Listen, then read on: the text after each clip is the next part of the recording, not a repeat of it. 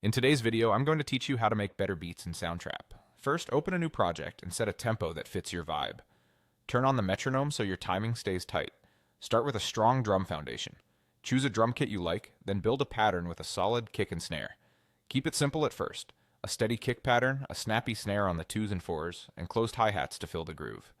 Use the pattern's beatmaker or the MIDI editor to program your drums. Quantize lightly so it feels tight without losing the human feel, and adjust velocity to add dynamics.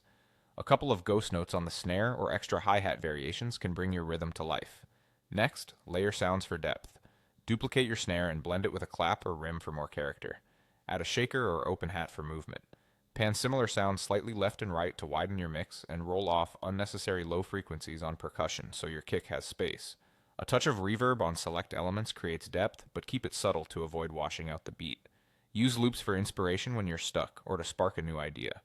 Open the loop library, filter by genre, BPM, or key, and drag in a loop that complements your drum groove.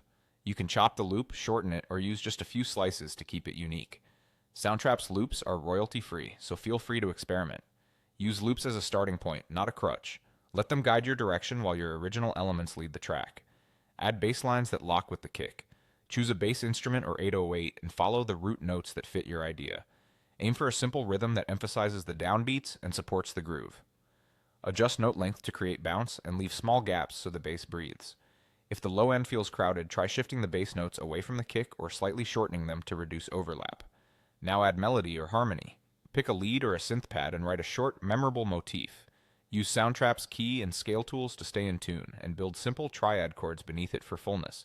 Keep the melody sparse so it doesn't fight the drums and bass. Small variations every few bars keep listeners engaged without overcomplicating things. Finally, arrange your beat. Create an intro by starting with fewer elements, then build into a verse and a chorus by bringing parts in and out. Add short drum fills, transitions, and gentle automation like filter sweeps to move between sections. Aim for clear, predictable structure with enough surprises to stay interesting. Save your project, listen on different speakers or headphones, and refine.